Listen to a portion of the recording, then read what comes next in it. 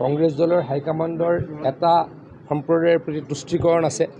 গতিকে তেওঁলোকে সেইসকল ব্যক্তিক কেতিয়াও কষ্ট দিবলৈ ভাবিবই নোৱাৰে। কষ্ট দিয়াটো দূৰৰ কথা, তেওঁলোকক লিগেল বা যিখিনি যুক্তিৰ খাতিৰত ক'বলগীয়া কথা সেইখিনিও ক'ব নোৱাৰে। কিছু সময়ৰ পূৰ্বে এখন সংবাদমেলত গৌৰৱ কৈছিল যে এইবাৰ যুঁজখন হ'ব নতুন কংগ্ৰেছৰ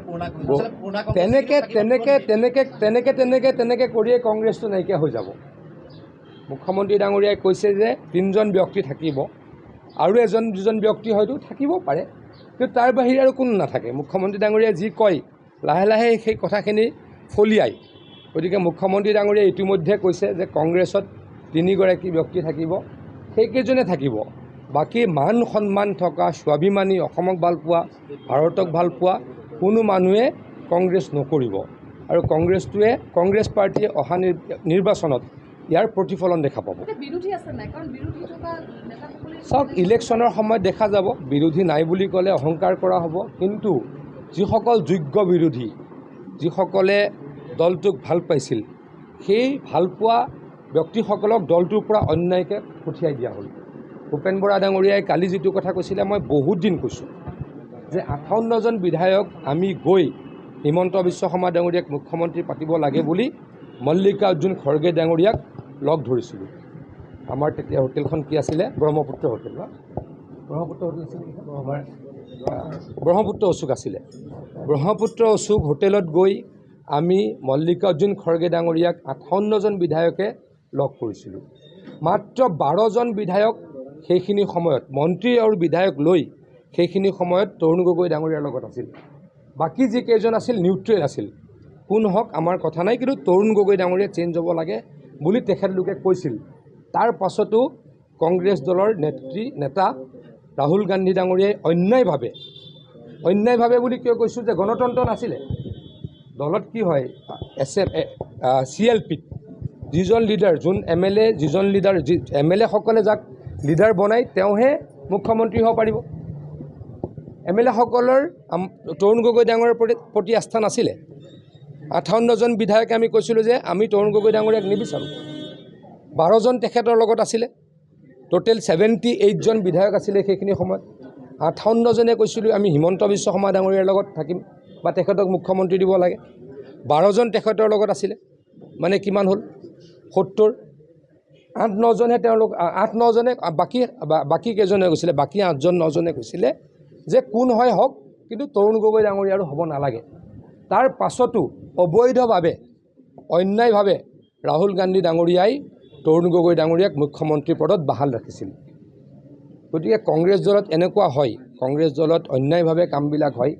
বিধায়কক গুৰুত্ব দিয়া নহয়, সদস্যসকলক গুৰুত্ব দিয়া নহয়, আৰু অসমীয়াক গুৰুত্ব দিয়া নহয়। হিমন্ত বিশ্ব শৰ্মা ডাঙৰীয়াক মুখ্যমন্ত্ৰী নাপাতিবলৈ জমিয়তৰ নেতাসকলে গৈ ছোনিয়া গান্ধীক, ৰাহুল গান্ধীক দাবী জনাইছিল। আৰ্ছাদ মাদানী তেওঁলোকৰ কাৰণেই ৰাহুল গান্ধী ডাঙৰীয়াই তৰুণ গগৈ ডাঙৰীয়াক অঁতৰোৱাৰ সিদ্ধান্ত ল'ব পৰা নাছিলে। গতিকে এই কথাবিলাক আমি সদায় কৈ আছিলোঁ। কালি ভূপেন বৰা ডাঙৰীয়াই ক'লে, মানে কথাবিলাকৰ ক'ৰবাত নহয় ক'ৰবাত সত্যতা আছে, আৰু ওলাই আহিব, আৰু ডাঙৰ ডাঙৰ ব্যক্তি ওলাই আহিব, আৰু অসমক ভালপোৱা ব্যক্তি ওলাই আহিব। তেখেতলোকেও বহুত আনটোল্ড ষ্টৰী আপোনালোকৰ আগত ক'ব, অসমৰ ৰাইজক ক'ব। ডেফিনেটলি কংগ্ৰেছটো মেয়াৰে দল, আৰু কংগ্ৰেছত MLA কেইজন আছে। আজি যদি মই আপোনালোকক কওঁ, যোৱাবাৰ যিকেইজন MLA আছিল তাৰে 3জন MLAক বাদ দি যিকেইজন অসমীয়া বা হিন্দু MLA আছিল, বাকী কেইজন মেয়াৰ ভোটত জিকিছিল। 3জনক বাদ দিয়ক আপোনালোকে। 3জন জিকিছিলে, ভাস্কৰ বৰুৱা, সুশান্ত বৰগোহাঁই, 4জন, আৰু ৰূপজ্যোতি কুৰ্মী, দেৱব্ৰত শইকীয়া। এই 4জনক বাদ দি যিকেইজন হিন্দু জিকিছিল তেওঁলোকো মেয়াৰ ভোটত জিকিছিল, আৰু বাকীসকলতো মেয়াৰ MLA। গতিকে কংগ্ৰেছ টোটেলি মেয়াৰ দল।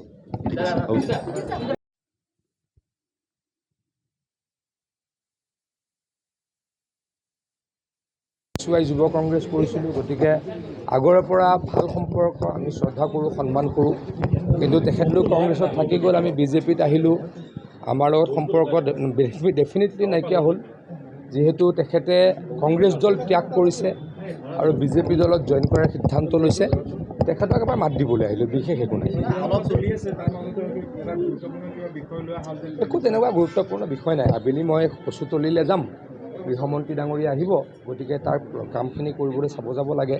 সময় নাই কাৰণে এছেম্বলিৰ মাজতে আহিলোঁ। এতিয়া ডিবেট চলি আছে, স্পীচ চলি আছে, মোৰ এই মুহূৰ্তত একো নাছিলে, আকৌ গৈ পাই যাম। চাওক, এটা কথাটো কৰিবই লাগিব। মুখ্যমন্ত্ৰী ডাঙৰীয়াই কোৱাৰ দৰে স্বাভিমানী অসমীয়াই কংগ্ৰেছ আৰু কোনোৱে নকৰিব। ভূপেন বৰা ডাঙৰীয়া এগৰাকী স্বাভিমানী অসমীয়া আছিল আৰু কংগ্ৰেছে প্ৰত্যেক বাৰে অসমীয়াক পদাঘাত কৰাৰ কাৰণে